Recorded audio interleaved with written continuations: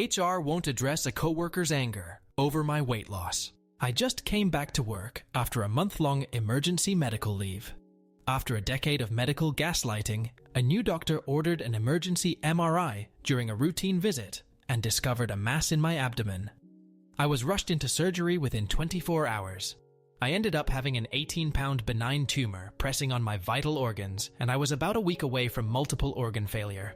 I'm lucky to be alive, and time will tell if I have any lasting organ damage, but right now, everything is fine.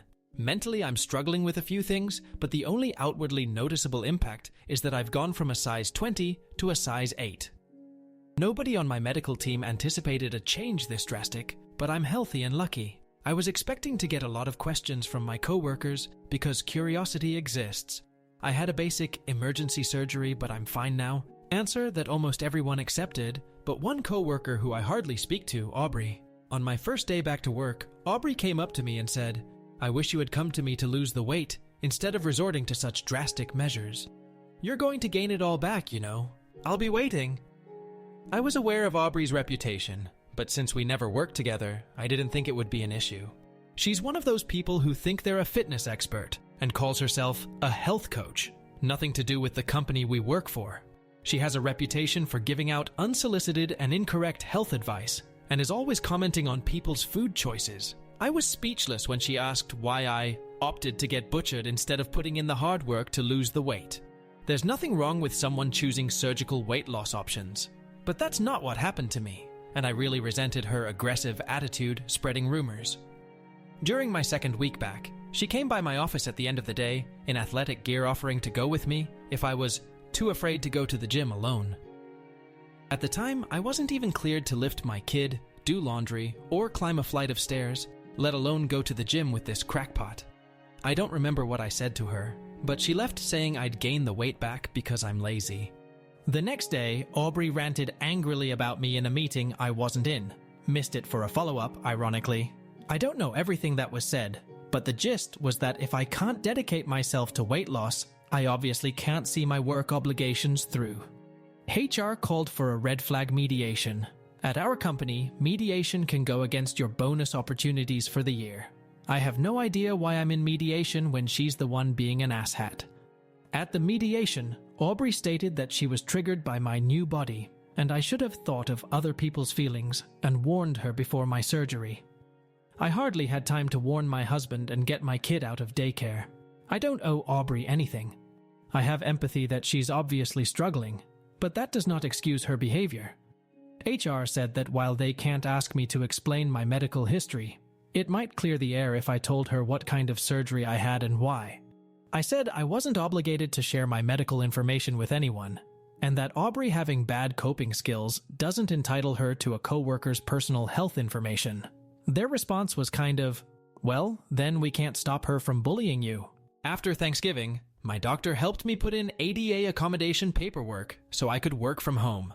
I was having some mild complications from surgery, but also to avoid Aubrey. This company hates remote work, so they're really not happy. Aubrey still emails me workout videos and diet plans, and when I forward them to HR, their response is, "Noted? Do you know when you're coming back to the office?" I've been thinking about escalating this to corporate with an employment lawyer. Is that overkill? I'm still in a sensitive place after my surgery, and I have no energy for this, especially since Aubrey is fixated on weight loss, which was the primary way doctors gaslit me for years. I've been with this company for 5 years, and I'm just exhausted and disappointed in how they're handling this, and I want it over yesterday. Update 1. My boss, George, was getting ready to retire while this was going on. George is roughly my grandfather's age, so this entire situation bewildered both him and his replacement, who he was training at the time.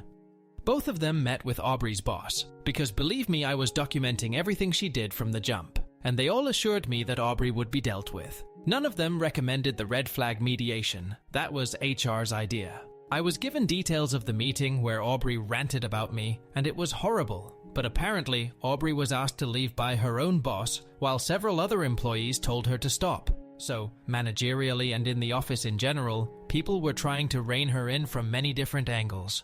HR is where the ball dropped and dropped hard. This company just has a poor HR structure and bad entry to mid-level HR.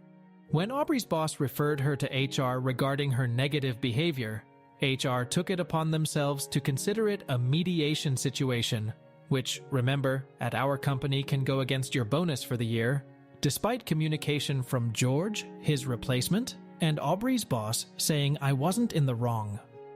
When George found out about this, he spoke to the HR generalist's manager, who said that my absence probably caused a lot of strain and extra work for Aubrey, when Aubrey's not even credentialed to do what I do.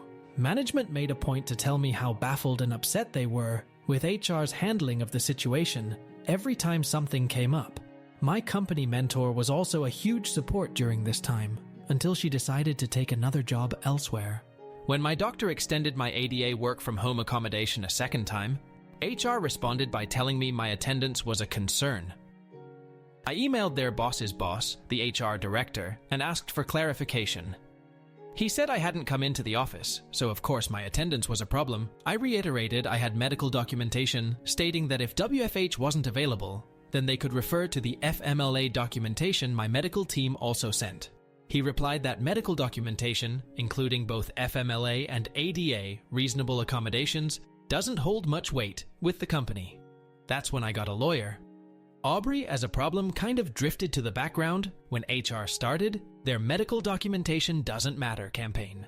On my lawyer's recommendation, I contacted the HR executive team, which is where this whole cursed situation came to light. And I did check with my lawyer about emailing this update, and they laughed and said I couldn't leave people hanging after all that. I called the chief HR officer, which for my company is going over like 5 people's heads, but I did it with George's and my new boss's blessings, who is the head of HR, and asked why my attendance was an issue when I had reasonable ADA documentation. She had no idea what I was talking about, so I filled her in on all of it, including the mediation meeting and Aubrey's harassment and the HR director, her direct report, saying medical documentation didn't hold any weight with the company. She was speechless and asked to meet with me and my lawyer as soon as possible. My lawyer hardly had to do anything during the meeting because the CHRO was horrified at everything I told her. I've never actually seen steam come out of someone's ears, but if it was physically possible, it would have happened here.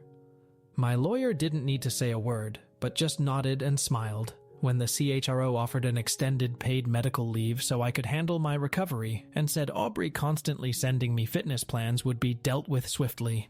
I didn't hear anything out of Aubrey for a long time, but I did hear through some gossip channels that the HR staff involved in the red flag meeting, threatening to write me up, were let go. Aubrey wasn't fired because they believed she was misled by HR. So I understand that part, even if I don't agree with it, but she was on a tight PIP for a while. Then she showed up at my house. Now we move from banana pants to full-on banana ensemble. I'm still on leave, and out of the blue, Aubrey showed up at my door on a weekend with 2 other women in tow, and the commenters guessed it. She's in very deep with an MLM, or maybe a cult, I can't be sure at this point. Aubrey came over to demonstrate some workout techniques and give me some diet supplement samples and discuss a career opportunity because she was worried about my physical and professional health. She didn't make it past my mother-in-law, who has been a godsend right now. My mother-in-law made it clear where Aubrey could stick her demonstration, and they left in a hurry. I notified my lawyer and the CHRO, and suffice it to say, Aubrey is now a full-time wellness coach. I'm happy I went with my gut and got a lawyer because the company has changed so drastically over the last year, with the toxic HR department encouraging behavior like Aubrey's and spreading false information about medical leave and time off. The company is almost unrecognizable. Also, with my boss and mentor both gone, I don't know if I'm going to go back once I'm medically cleared. The company is also undergoing a restructuring right now, and my department may end up distributed between other parts of the company or even other parts of the state. I have been looking at jobs and doing some resume drafting for a full-time remote position since it feels like it might be a better fit.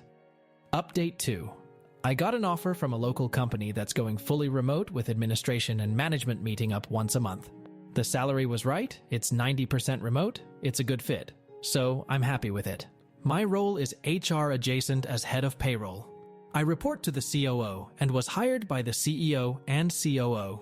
I walk into our first admin meeting, and who is sitting across from me, But the HR director who told me medical documentation doesn't matter and orchestrated my red flag meeting, let's call him Bob. Bob is the interim HR director for this company. Bob looked very uncomfortable when he saw me.